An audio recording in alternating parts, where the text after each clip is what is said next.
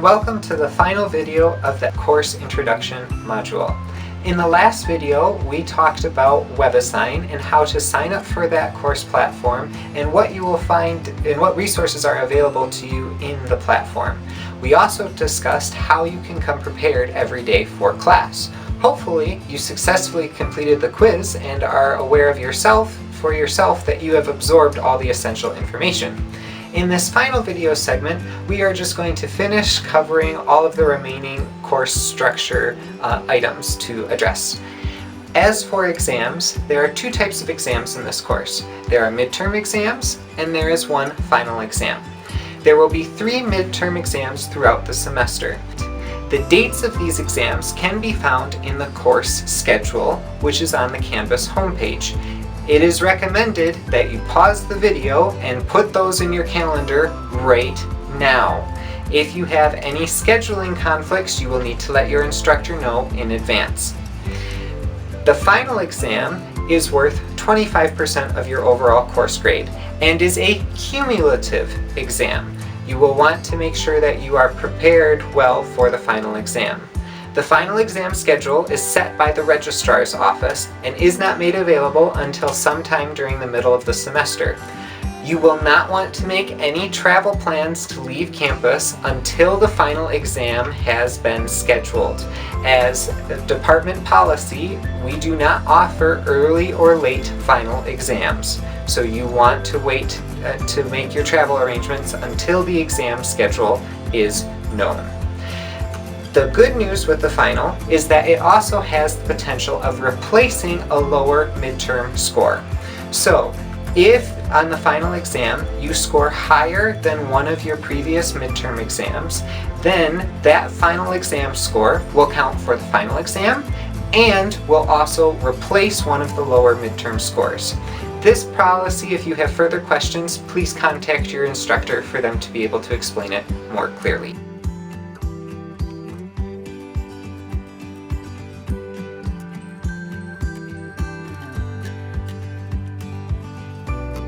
The syllabus also has the corresponding grade and final scores, so you can consult the syllabus to see what final score ranges will be worth an A, an AB, and so on and so forth. The other thing that we have to discuss in this video is, in this course, you are expected to uphold Michigan Tech's academic integrity policy. So, the long and short of that is no cheating. Please do not cheat. Cheating is not beneficial to you, nor is it beneficial to your instructor. Any instances of cheating will need to be reported to the Dean of Students' office. For further information about Michigan Tech's academic integrity policy, please visit the Dean of Students webpage on Michigan Tech's website.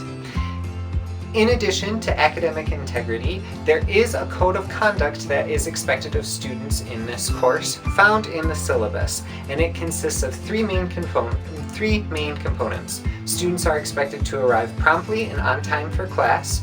Students are not allowed to have access to cell phones or laptops or other forms of technology during class time. This is to make sure that you stay on course topic and are not a distraction to your neighbors. And the third component of student conduct is to limit all course discussions to material of the course and business of the course.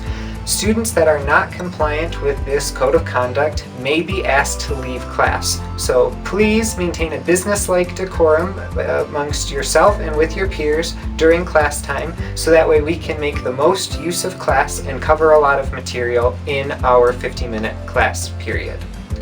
Another essential Michigan Tech policy all students should be aware of is that Michigan Tech complies with any needs of ADA students. If you think that you require some sort of a testing accommodation, it is your responsibility to go to the Dean of Students and request appropriate forms for any reasonable accommodations. The Dean of Students will let you know what documentation is needed to attain any sort of accommodation. Please, if you suspect you have a need for an accommodation, please see the Dean of Students within the first 2 weeks of class and get the paperwork filled out and turned in promptly. This is to make sure that your instructor has time to accommodate you adequately for all of your exams. And finally, if you have any questions about ADA requirements, feel free to contact your instructor, the course coordinator, or the Dean of Students. The last item that we must cover in our course introduction module is where to go to get help.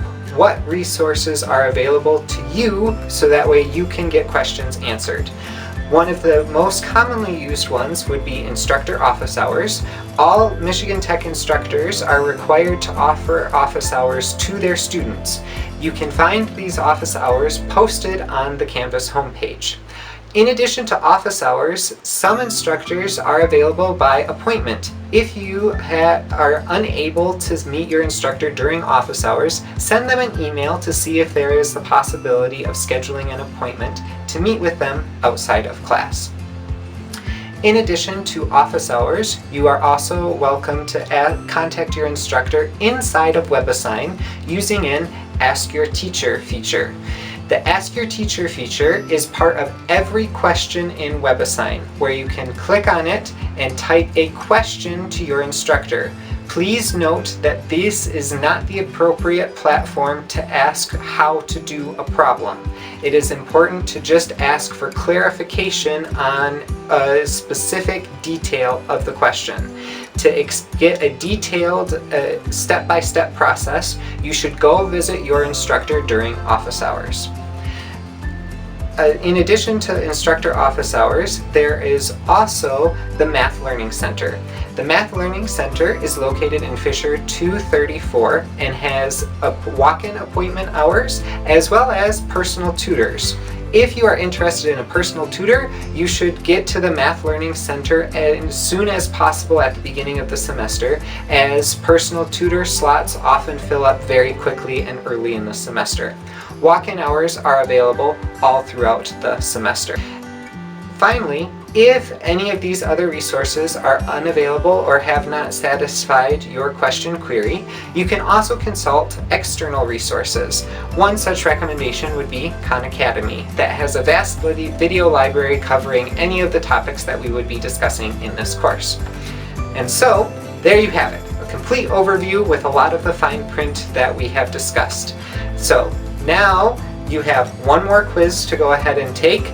Best of luck with that quiz.